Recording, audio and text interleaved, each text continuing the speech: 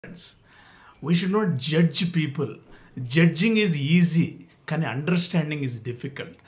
చాలామందిని మనం జడ్జ్ చేస్తుంటాం, మన పర్సెప్షన్తో మనం చూస్తుంటాం. Everybody is having some problem running in his head. ప్రతివాడికి ఒక సినిమా వేసుకొని నడుస్తుంటుంది ఇక్కడ. ఆ సినిమాలు బాధలు కావచ్చు, గతాలు కావచ్చు, రాబోయే వాటి మీద ఆందోళన కావచ్చు, కుటుంబంలో జరిగిన సమస్యలు కావచ్చు, ఎన్నో రకాల. కొంతమందికి ఒక ప్రాబ్లం ఒక సినిమా కాదు, మల్టీప్లెక్స్లు నడుస్తుంటాయి ఇక్కడ. ఎన్నెన్నో ప్రాబ్లమ్స్తో సతమతం అయిపోతుంటారు. Everybody is unique in his own way. వాళ్ళ వర్రీస్ వాళ్ళకి సపరేట్, వాళ్ళకు మాత్రమే ప్రత్యేకంగా ఉంటాయి.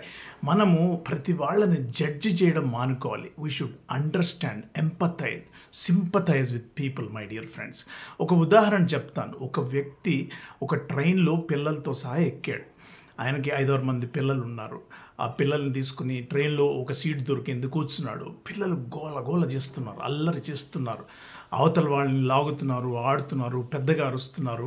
మన డెకరం, డీసెన్సీ ఏమీ లేకుండా గొడవ చేసేస్తున్నారు. ఈయన మాత్రం వాళ్ళని ఏమాత్రం పట్టించుకోకుండా వాళ్ళ తండ్రి అక్కడ సీట్లో కూర్చొని కళ్ళు మూసుకొని ఉన్నాడు. చూసి అందరూ ప్రయాణికులు ఆ వ్యక్తిని అసహించుకుంటున్నారు. ఏంటిది, ఏమాత్రం బాధ్యత లేదా తండ్రిగా? పిల్లల్ని మేనర్స్ నేర్పించలేదే, పిల్లల్ని సంధాయించట్లేదే, పిల్లల్ని ఒక దగ్గర కూర్చోమని గద్దించి చెప్పట్లేదు, ఏం మనిషి ఈయన అని చెప్పి అందరూ అనుకుంటున్నారు. అప్పుడు ఒక వ్యక్తి వచ్చాడు, ఆయన దగ్గరికి వచ్చి భుజం తట్టి, ఏంటి అలా ఉన్నారు, ఏమైంది అసలు, మీ పిల్లలంతా గొడవ చేస్తున్నారు, ఎందుకు మీరు కామ్గా ఉన్నారు అని ఆయన అడిగాడు. అనునయంగా అడిగాడు, మెల్లగా అడిగాడు.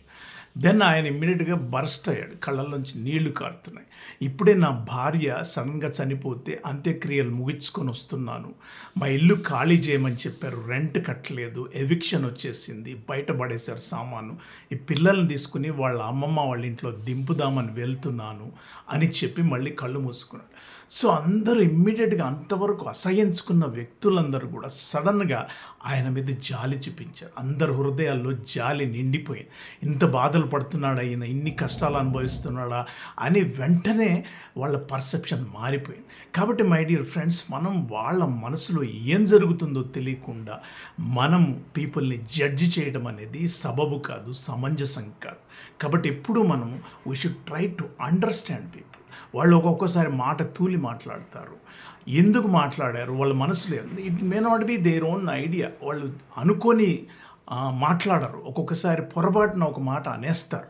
కానీ మనం అండర్స్టాండ్ చేసుకుని అర్థం చేసుకుంటే మనకి బాధ ఉండదు. లేకపోతే అనవసరంగా జడ్జిమెంటల్గా ఉండి పగలు ప్రతీకారాలు పెంచుకుంటాం, కోపం, మాట జారిపోతుంది, తూలిపోతుంది, యాంగర్ ఉంటుంది, ఇష్యూస్ ఉంటాయి. ఇలాంటివన్నీ లేకుండా ఉండాలంటే we should not judge people, we should understand people. Then we can live happily and we can make others happy.